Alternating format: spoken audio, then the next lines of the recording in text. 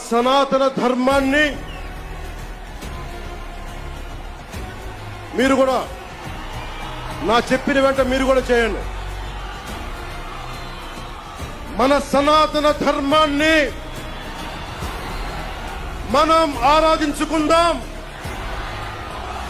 ఇస్లాం, Christian, sick, బౌద్ధం మరియు అన్ని మతాలని గౌరవిద్దాం. మన సనాతన ధర్మం మీద దాడి జరిగినా, అపహాస్యం చేసిన,